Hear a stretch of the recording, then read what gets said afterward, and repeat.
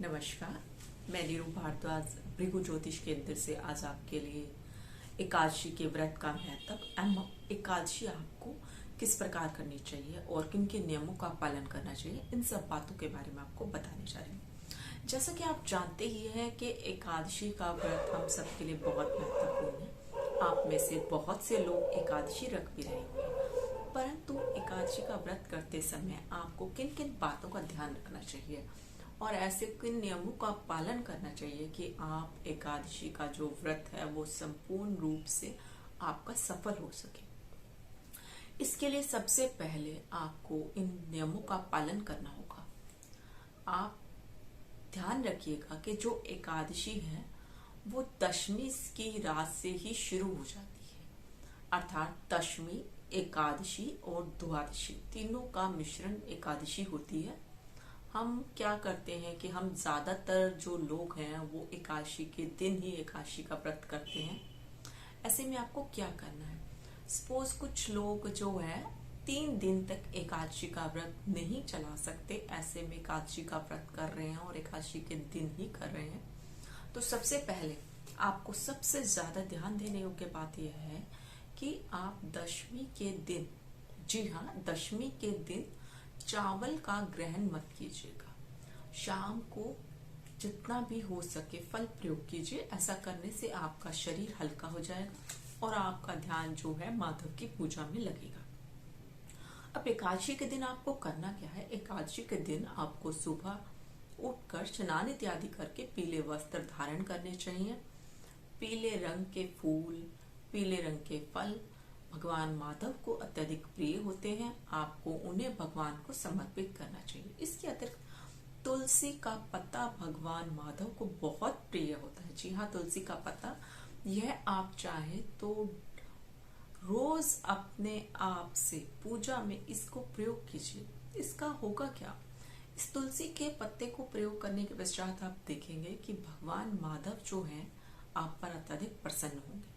और सबसे महत्वपूर्ण चीज जो है, आपको एक चीज खास तौर पे ध्यान रखनी है कि जब आप तुलसी का प्रयोग करते हैं तो आप उसे कभी भी घर के बाहर मत फेंकिए। भोग लगाने के पश्चात उसे अपने चाय में, खाने में, सब्जी में या जैसा भी आपको उचित लगे उसे प्रयोग करें। माधव जी को जो जल आप पीने के लिए एक बर्तन में रखते हैं उसे आप अपने खाने में प्रयोग कीजिए। अब मैं आपको बताती हूँ कि जो एकादशी होती है वह कैसे होती है। एकादशी वैसे तो साल में 24 आती है, परंतु कुछ लोग ऐसे होते हैं जो सभी एकादशी नहीं कर पाते हैं, या यूं कहिए कि कभी कभी कोई एकादशी का व्रत रखना भूल जाता है। तो ऐसे में आपको सबसे ज्यादा जो ध्यान रखना है कि जून के महीने में एक पांडव एकादशी आती है। इस एकादशी का महत्व उतना ही है जितना कि साल भर की एकादशी का करने से आपको फल प्राप्त होता है। साल भर में जो 24 एकादशी आप करते हैं उतना ही फल इस एक एकादशी के करने से 23 अन्य एकादशियों का फल भी आपको प्राप्त हो जाता है। जी हाँ, ये सब एकादशी आपको ध्यान रखनी है। परंतु अगर आप ऐसा नहीं कर पाते हैं तो जो भी एकादशी आप कर रहे हैं रोजाना, जो हर महीने में 2 बार आती है, एक महीने में अर्थात एक महीने में 2 बार आती है, आप उन्हें करते रहिए। इसके अतिरिक्त अगर कोई एकादशी बीच में रह जाती है तो कोई चिंता की बात नहीं है।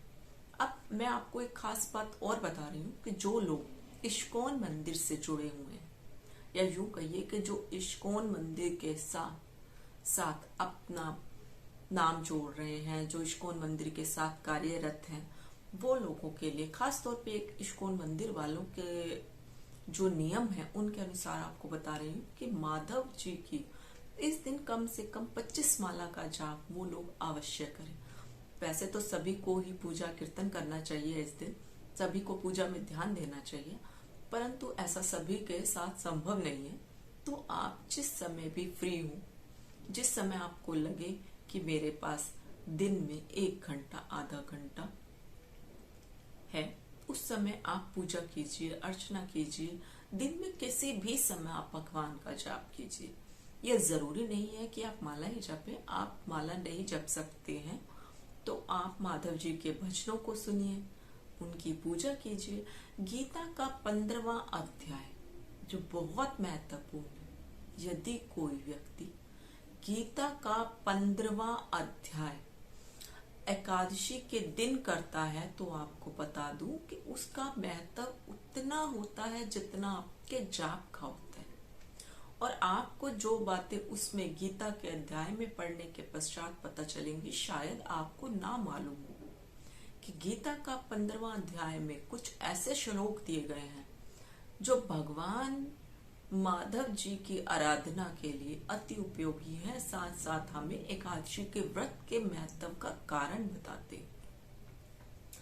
अब आप जो लोग भगवान कृष्ण की आराधना करते हैं, माधव जी की आराधना करते हैं, वो इस व्रत को अवश्य कीजिए।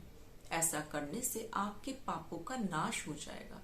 यहाँ तक कि आपकी जिंदगी में किसी भी प्रकार की कोई समस्या आ रही है तो उसका जो हल है, जो निवारण है, वो माधव जी की भक्ति से एकादशी व्रत करने से संपूर्ण हो जाएगा। एक खास बात और मैं आपको बता दूं कि एकादशी का व्रत करते समय आप पीले रंग के वस्त्र धारण कीजिए। पीले रंग के वस्त्र माधव जी को बहुत अधिक प्रिय है। पीला रंग के अगर आपके पास वस्त्र नहीं है तो पीले रंग का कोई दुपट्टा, कोई रुमाल, जो भी आपके पास उपलब्ध हो, आप उसे प्रयोग कीजिए। एकादशी जो है हम दशमी से शुरू करते हैं और द्वादशी तक चलती है। द्वादशी के दिन एकादशी का व्रत पूर्ण करने के पश्चात आप उस दिन चावल बनाइए, भगवान जी का भोग लगाइए और अन्य भोग में जो कुछ आप बनाना चाहते हैं माधव जी को भोग लगाइए। इस दिन हो सके तो किसी एक ब्राह्मण को भोजन अवश्य कराइए। ऐसा करने से आपका जो एकादशी का व्रत है वो संपूर्ण हो जाएगा। साथ साथ क्या होगा कि ऐसा करने पे जो द्वादशी का जो दिन होता है, जो ठाकुर जी को प्रिय होता है, उस दिन आपके भोग लगाने से आपका उद्यापन भी साथ साथ हो जाएगा। कुछ लोगों के लिए बहुत मुश्किल है कि वो पूरे साल व्रत करके एकादशी की 24 एकादशियों का उद्यापन एक दिन करें। तो ऐसे में अगर आप हर एकादशी के पश्चात द्वादशी को किसी ब्राह्मण को भोजन खिलाते हैं तो उसका फल उतना ही होता है जितना कि संपूर्ण एकादशी करने के पश्चात आप उसका उद्यापन करते हैं। इसके अतिरिक्त यदि आपको किसी भी प्रकार की कोई अन्य समस्या है या आपको लगता है कि आपको कुछ और जानना है तो आप मेरे दिए गए नंबर पर संपर्क कर सकते हैं। जैसा कि मैंने आपको पहले ही बताया है कि अगर आपको किसी भी प्रकार की समस्या है तो आप मुझसे कांटेक्ट कर सकते हैं। मैंने अपना नंबर अपनी स्क्रीन पर दिया हुआ है। अगर आपको मेरी वीडियो पसंद आती है तो लाइक कीजिए, सब्सक्राइब कीजिए